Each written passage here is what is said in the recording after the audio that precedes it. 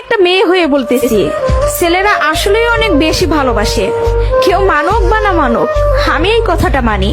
এটা একটা আপুর গল্প। আপু আমাকে বলছিল, আমি যখন ইন্টার ফার্স্ট ইয়ারে পড়ি, একটা ছেলে আমার পিছনে সব সময় ঘুরঘুর করতো। আমি যেখানেই যেতাম ও ঠিক আমার পিছনেই থাকতো। আমরা একই মহল্লাতে থাকতাম। সেই ছোটবেলা থেকে আমি ওকে দেখতেছি। একটু জেদি, তবে কোনো মিথ্যা নেই ওর ভিতরে। ফলচাতুরি এসব কিছুই বুঝে না, আর অনেক চাপা স্বভাবের একজন মানুষ। কষ্ট হলেও মুখ থেকে কোনো কথা বের করে না। ওই যে একটা কথা আছে না, বুক ফাটে তো মুখ ফুটে না। এমনকি আমি যখন ওকে দাঁড় করাই বলতাম, কিছু বলবেন, ও বলতো না কিছু না। একদিন আমি ওকে প্রপোজ করলাম আর বললাম, আপনাকে দিয়ে কিছু হবে না, আমি সারাটা জীবন আপনার সাথে থাকতে চাই, আপনার বউ হতে চাই আমি। কখনো দূরে সরাই দিবেন না তো? জীবনে যা কিছুই হয়ে যাক, আপনি আমার পাশে থাকবেন, কখনো আমাকে একা ফেলে যাবেন না। যদি এই ওয়াদা করতে পারে, তাহলে আমি রিলেশন করব। ও অনার্স ফার্স্ট ইয়ারে পড়ে।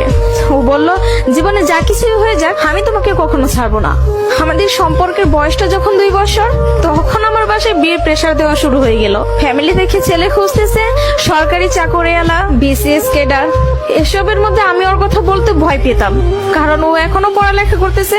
চাকরি তো দূরের কথা, চাকরি পাইতে তো অনেক সময় লাগবে, কিন্তু আমার ফ্যামিলি তো আমাকে সময় দিবে না। আমি অনেক কষ্টে আম্মুকে রাজি করাই। আম্মু যেন আব্বুকে এই কথাটা বলে, আর আম্মু আব্বুকে বলে।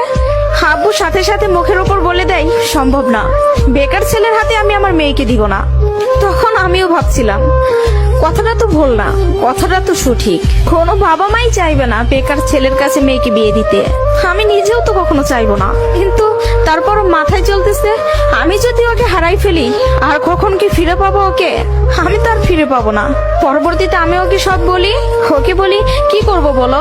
তখন বুঝতে পারতেছিলাম ও কান্না করতেছে।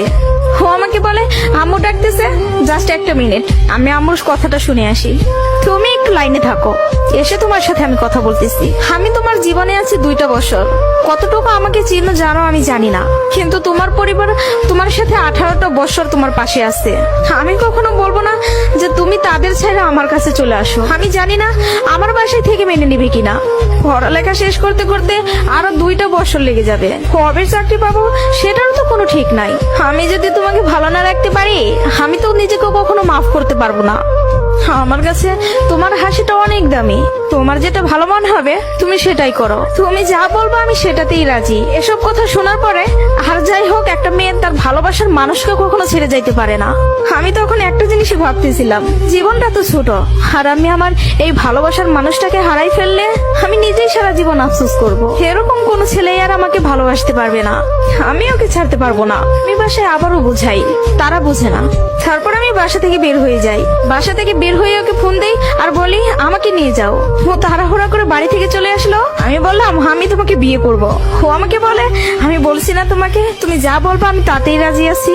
তবে একটা কথা, আমার সাথে থেকে যদি 3 বেলার 1 বেলা খেয়ে থাকতে হয়, পারবা? তার জন্য আমি সবকিছু ছেড়ে আসলাম, তার জন্য আমি সবই করতে পারবো।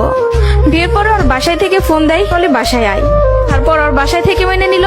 তার কিছুদিন পর আমার বাসায় থেকেও মেনে নিল।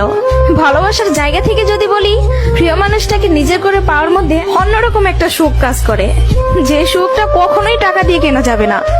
আর যদি বলি প্রিয় মানুষটার কথা, আমি ভুল মানুষকে ভালোবাসি নাই, আমার মানুষটা সঠিক ছিল। সেই মানুষটা আমাকে বিন্দু পরিমাণে কষ্ট দেয় নাই।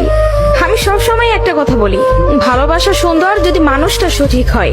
প্রিয় মানুষটা যখন নিজের হয়ে যায়, তখন এতটা শান্তি অনুভব হয়, তা হয়তো বলে বোঝানো যাবে না। সুখে থাকতে, ভালো থাকতে টাকা পয়সার আমূল প্রয়োজন পড়ে না, যদি ভালোবাসার মানুষটা পাশে থাকে। কাউকে ধরলে হাতটা শক্ত করে ধরবেন, যেন দিন শেষে সব সময় আপনার পাশে থাকে।